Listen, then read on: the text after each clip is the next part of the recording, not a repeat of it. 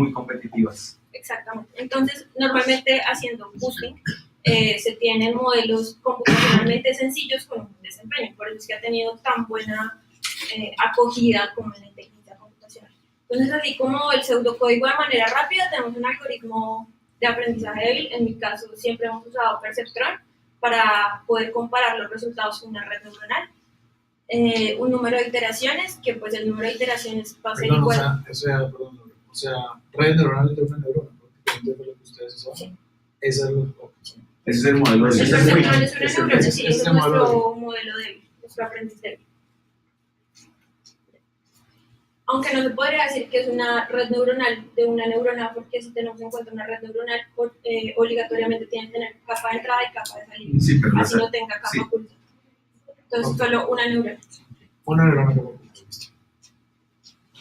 en cada iteración lo que se hace es entrenar al aprendiz débil, proveyéndole una función de distribución de probabilidad, que es como donde entra realmente lo importante del asunto. Entonces, esta función de distribución de probabilidad lo que hace es darle un peso a cada muestra. Y a partir de ahí se halla el error. Esto es un poco más fácil de ver en una imagen. Por ejemplo, tenemos este problema de clasificación, podemos ver que es linealmente no separable. Lo que queremos hacer es simplemente separar puntos rojos de puntos azules. Entonces suponemos que hace una corrida, el primer aprendiz débil que nos da es este, donde separamos esta zona como azul y esta zona como roja. Sabemos que estos tres están mal clasificados, el algoritmo lo que hace es darle un mayor peso a estos tres mal clasificados, que lo podemos ver en esta distribución. Para el siguiente entrenamiento. De tal manera que el siguiente aprendiz va a buscar clasificar estos tres más que clasificar los demás de una manera correcta. ¿Listo? Entonces podemos ver que les aporta mayor peso, nos genera uno donde seguimos teniendo muestras mal clasificadas, pero tienen un menor peso, entonces para el aprendiz no es tan importante. Luego le da un mayor peso a las muestras mal clasificadas y genera otro clasificado. Al final lo que hacemos es unirlos, cada uno de estos clasificadores tiene un peso diferente, ya dependiendo de cosas propias del algoritmo, y tenemos un clasificador con una complejidad básica, es muy sencillo. Pero el conjunto ya es capaz de eficiente. Eficiente en la clasificación. Listo. Entonces, básicamente eso es AUS. Luego, Shafir también intentó, y Solomatin lo que hicieron fue tratar de extender este concepto a regresión. Entonces, hay múltiples algoritmos de regresión de AUS. Personalmente, mi preferido es AUS-RT porque lo que hace es tratar de simplificar el problema de regresión en un problema de clasificación. ¿Cómo hace esto? El algoritmo en base es exactamente lo mismo entre un clasificador y demás. Lo que hace es construir el modelo regresor. A partir del modelo regresor tiene un limitador de muestra correcta e incorrecta, que es nuestro threshold phi, y a partir de esto, si el error de nuestra muestra, entonces va muestra a muestra, revisando si el error de la muestra es mayor que el limitador, la muestra se considera incorrectamente clasificada, si es menor se considera correctamente clasificada, y la base del algoritmo es la misma. ¿Sí? ¿Claro? Listo. Entonces ahí tenemos un par de inconvenientes. ¿Cómo se define cuál es el valor inicial del phi óptimo para nuestro problema? Originalmente lo que se hace, y lo que yo hice para mi tesis de pregrado, es ponerle muchos valores y ver cuál da mejor. Pero pues podemos solucionar este problema por medio de un algoritmo genético que nos revise todo nuestro espacio de búsqueda. Eso por un lado. Aparte, acá en la fórmula de distribución de pesos, que acá tiene mucha más importancia porque nos define como tal el error de nuestro regresor, beta t es el parámetro que depende del error del clasificador, el regresor en este caso. Pero se puede actualizar de manera lineal, cuadrada, cuadrática, y tampoco en la literatura se establece cuál es lo mejor. Dice que es necesario sintonizarlo acorde al problema. Entonces, a partir de eso, se generó una variante, que es el AUS con phi autoadaptativo, que lo que hace es calcular el error RMSE de toda la muestra, y a partir de esto genera un cambio, una tasa de cambio del RMSE y actualiza de manera automática entre iteraciones el valor de phi. Entonces, ¿eso es de ustedes? No. Nosotros no, pero eso es lo que queremos modificar. No, pero lo aplicamos. Esto sí ya pues, es un poco más nuevo, realmente literatura sobre este algoritmo no hay. Este algoritmo ha sido usado solamente para predecir la temperatura a la que debería estar el acero en una fábrica, más o menos la aplicación en el que lo inventaron y en el que se ha utilizado, pero literatura al respecto no se encuentra. Entonces, precisamente nosotros, partiendo de ahí, lo que hicimos fue primero revisar cómo se comportaba AUS con un problema de regresión y nunca se había trabajado con regresión de una serie económica. Entonces, ahí empezó nuestro interés. El objetivo final de mi proyecto de maestría es extender el concepto de AUS a control.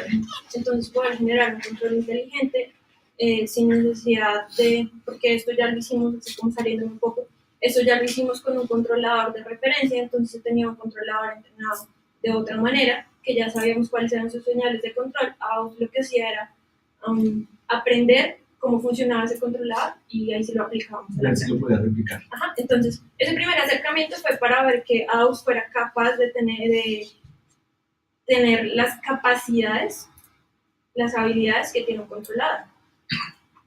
Volviendo al tema, entonces podemos ver que acá es muy importante el valor inicial de phi, de igual manera, porque si ponemos un valor muy alto, pues él sí se va a estar sintonizando automáticamente, pero puede ser mucho más lento. Tenemos esta variable r que también va a influir en nuestra variación de phi, y tenemos el n que les decía anteriormente que puede ser lineal, cuadrado, cuadrático, que también afecta a nuestros resultados. Entonces, lo que nosotros proponemos es hacer una manera autónoma de sintonizar los parámetros. Al igual que en redes neuronales, es imposible saber de manera a priori cuál es la cantidad de aprendices débiles que nos van a dar una respuesta óptima. Entonces, nuestro cromosoma, hicimos uso de un algoritmo genético binario. Nuestro cromosoma se compone del número de aprendices débiles, el valor de phi inicial, el valor de R, que es referente a la tasa de cambio de RMCE, y la actualización del beta. Entonces, a partir de esto, pues generamos ya nuestro sistema de selección autónoma de los parámetros, donde pues inicializamos los parámetros tanto del algoritmo genético como de AUS, inicializamos aleatoriamente. Pero el algoritmo de aprendizaje AUS era capaz, tiene cosas para aprender beta R, pero no el número de aprendices, es un parámetro por fuera. Hay cosas que el algoritmo, es decir, una vez fija eso, él hace sintonización, esos son los valores iniciales de... No, nosotros estamos sintonizando todo completo, aprendices débiles, beta, alfa, R, para tratar de tener la respuesta completa. Sí, suena redundante, pero como el más óptimo. Y no se optimiza él con el algoritmo interno dejando fijo uno de los costos. Ya tengo uno más o menos y lo dejo que use el algoritmo que ellos tienen para que me dé el mejor que se puede decir. Porque digamos el algoritmo genético a veces le queda muy pesado todo, entonces diciendo, bueno, encuentre uno más o menos y a ese arregle lo que es como una búsqueda local, arregle local. Exactamente, eso es lo que estamos tratando de hacer, pues probar con aleatoriedad, ya teniendo como un mínimo local, poder hacer una búsqueda local para tratar de encontrar un mínimo global. Hasta el momento solamente hemos llevado a cabo la selección automática con algoritmos genéticos, vamos a hacerlo también con algoritmos bioinspirados como colonia de hormigas y enjambre de abejas, que son como los más comunes. Y aquí vamos en pregrado todavía. No, aquí ya vamos aquí ya cambiamos. Estamos preparados. Ya vamos a quejarnos. Toda la parte automática es lo que estoy haciendo en el posgrado. Además, parámetros propios dentro del algoritmo, como la manera en la que se sintoniza PI.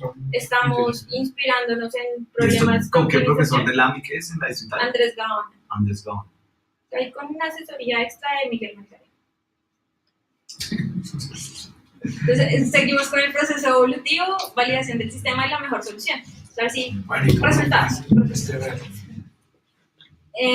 Aquí mostramos 3 modelos que para nosotros son realmente importantes porque tenemos un modelo de 2 aprendices débiles, un modelo de 14 aprendices débiles y uno de 48.